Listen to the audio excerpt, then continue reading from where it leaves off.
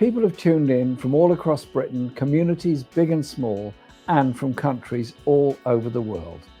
Our coming together across borders, backgrounds, and experiences has never been more important. That's what we want to do with this project. Unite the local, the national, and the global. So welcome and thank you, all of you, for your endless determination to make a more peaceful and just world. For the many, not the few. It's your hope, your commitment, your passion that powers our movement. You, those who came before you, and those who will come after us in the struggle for peace and justice are the motor of change in history. It may not always seem that way in the face of defeats and setbacks, but movements do transform the world. Look at those movements that fought for liberation from slavery, the vote, equality for women, civil rights, freedom from colonialism, for the 8-hour working day, the right to organise, for our National Health Service, for socialism. They were scorned. They were beaten back. They often thought they had lost, and they were defeated many times. But look who changed the world. Who do you remember? Do you remember Sylvia Pankhurst, or the Home Secretary who put her in prison for demanding votes for women? And there are so many other examples around the world of those who stood up in the most difficult circumstances. They're the ones we remember. That's why we're all here, because the struggle for peace and justice is needed today more than ever. Things can and they will change. That's what our task is. As we live through the second major global crisis in a dozen years, we see the scale of the task, but also know that we have the solutions and are better organised and better prepared than when the financial crisis hit in 2008. The pandemic is intensifying three deep, connected and global crises: the climate emergency, an economy that generates inequality and insecurity faster than prosperity and freedom, and the global order that holds back the vast majority of our planet's people and is dangerously breaking down. 2020 was the hottest year on record. The wealth of the richest rose astronomically, while the majority suffered. And a global response to the pandemic was held back by authoritarian nationalist leaders and the drive for corporate mega profits. But we have both the ideas and the power when we come together to overcome these crises and build a world of peace and of justice. What our movement does today will be felt for many generations to come. Our role in the Peace and Justice Project will be to champion those ideas and support the movements that can turn those ideas into reality. Because if you don't argue for your side, our opponents win by default. Many of the ideas we need to make the 2020s better than the 2010s were developed in and around the Labour Party in recent years by outstanding thinkers, but more importantly, by demands of our movement and the skills and the knowledge and the needs of the communities affected. We'll build on all those policies and ideas, taking them further, adapting them to the post-pandemic world, alongside movements, experts, with you, so that our movement can turn the dial away from conflict and inequality and towards peace and justice. As we launch today, we'll focus on 4 areas of work, and we want you and the movements you're involved in to take part. First, a Green New Deal, paid for by the wealthy and big polluters, that supports our planet, a new economy that produces good quality, unionised jobs as a standard. Labour's 2019 manifesto programme is arguably the most developed green agenda in the world, combining radical decarbonisation with an enormous good jobs programme in every part of our country. And we'll take it further, because that's what the future of our planet demands.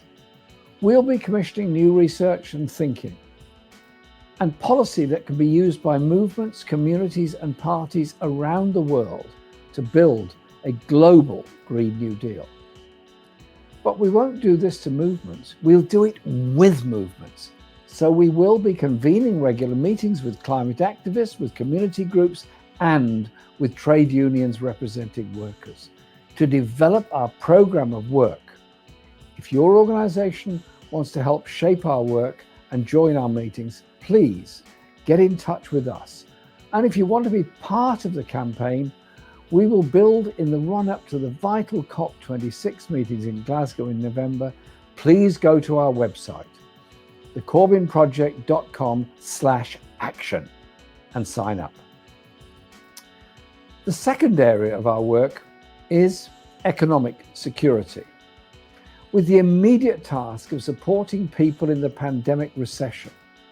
We will advance the policies that would make the effects of a recession so much less severe for millions of people. Policies that give people things they can always rely on, publicly owned and properly funded public services, high quality, affordable transport, cheap bills from public providers, a huge expansion of social housing, security of tenure for the private rented sector, protections against fire and rehire to drive down wages and conditions, rights at work from day one for all workers. But the most important thing is to help people now. So we're asking our supporters, you, to link up locally and address this economic emergency together. That may involve working with food banks, mutual aid groups, social organisations, trade unions, and to support communities in this difficult period, whilst campaigning for more decent and just economy. Please go to our website, thecorbynproject.com/action, and sign up. In the coming days, we'll put you in touch with other supporters in your area, with concrete actions you can take together to help people get through this difficult, isolated and isolating time. The third area of our work is international justice. I've spent my life campaigning for peace and justice and human rights all over the world, and this project will carry on that work. We'll campaign against the merchants of death in the arms trade and against war. The British government is complicit in the world's worst humanitarian crisis in Yemen through its arming, training and support of the Saudi-led coalition. We'll do all we can to help bring this already 6-year-long war to an end and support the people of Yemen who've been so brutalized. And we will continue to be utterly committed to the support and protection of the victims of war. Refugees seeking a place of safety, peace and diplomacy is the answer to war and conflict. But as with economic security, an urgent priority is to address the injustices and inequalities of COVID.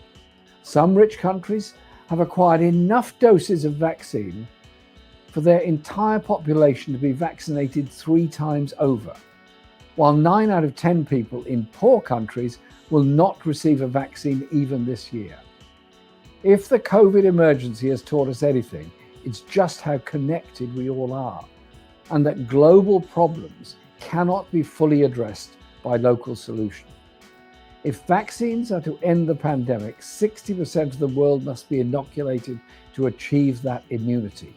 Yet a combination of vaccine nationalism and the irrational placing of profit ahead of public health is thwarting the global solidarity and coordinated action needed to roll out coronavirus vaccines for the entire world. There are already a number of excellent organizations working in this area, and we will add our weight and strength to them to speed up the global rollout, to reduce the costs for people around the world, and argue for a more rational system where public health comes before profit, or beggar thy neighbour nationalism, please go to our website and sign up for this campaign to find out more about it as it develops. And while you're there, please add your name to an incredibly important petition to the UK government that we've created. It calls on the government to use its power in the World Trade Organization to support Indian and South African efforts to allow poorer countries access the vaccines necessary without paying enormous markups to big pharmaceutical companies. Please go to our website or check the social media and sign the petition. The fourth area where we're working on is building a truly democratic society. Democracy is so much more than voting once every 4 or 5 years, and sometimes with the choice restricted to parties which fundamentally agree on most things. We want to see democracy dramatically extended into our communities, our workplaces, our public institutions. There's a simple principle. If something has significant power over our lives, we should have some collective say over it. One vital area, and the one this project will start with, is the media. We want a powerful and influential media, but one that puts power and influence in the hands of the majority, not in the hands of the few. A truly free media would expose truth and challenge the powerful. But right now, much of the media isn't very free at all. The influence of billionaires and their interests is huge, and the power of tech giants has mushroomed. And it might be about to get worse, with 2 new TV stations planned in Britain being set up with the backing of enormous private wealth, competing to outfox news to each other. The media isn't something just like the weather that we complain about but can't change. To advance peace and justice, we need to democratize the media so that real journalism that seeks truth and challenges power is supported over misinformation and falsehood. The Peace and Justice Project will work with academics, experts, journalists, media workers to develop research and policies for change that our movements can rally around. I laid out some of this in a speech to the Edinburgh TV Festival in 2018, but there's much more that we can do. We're going to start by taking on Rupert Murdoch and his plans to re-enter the British television market. Unlike his last attempt to buy out Sky, this time there's no one stopping him. We need an urgent parliamentary commission to protect our news media from oligarchy and monopoly control. We've started a petition for this parliamentary commission on our website. I hope you'll go to our website and sign up to the campaign for media democracy and sign the petition. As you can see, we have so much to do. We might look around us now and think things look bleak. With the climate crisis, the pandemic, the continued rule of billionaires and their political playthings, and the frightening rise of the far right and renewed racism. But history is a funny thing. It doesn't flow in straight lines, and movements can give us hope. Like the incredible Black Lives Matters movement that last year rose to such prominence and will continue to do so, because they show us the rule of the few over the many rests on very shaky ground. Those with a grip on power fight harder to make it seem inevitable that they will be in charge forever than they trying to make the system work. A dozen years ago, the financial crisis began to expose their weakness. Now it's all of us, the many, that are assembling the ideas and the movements to change the world. The Peace and Justice Project is part of that effort, alongside so many others, because it isn't just about one organization, one movement, one group of people. Our greatest strength is that we are many, but we come together in unity, in hope, in love, in demand, peace and social justice for all. And I hope you will join us in this fantastic endeavor. Thank you.